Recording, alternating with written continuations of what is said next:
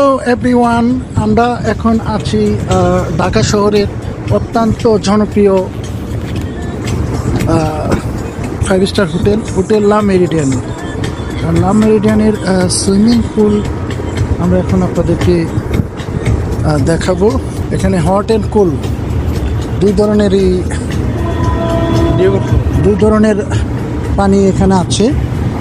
আর এটা হচ্ছে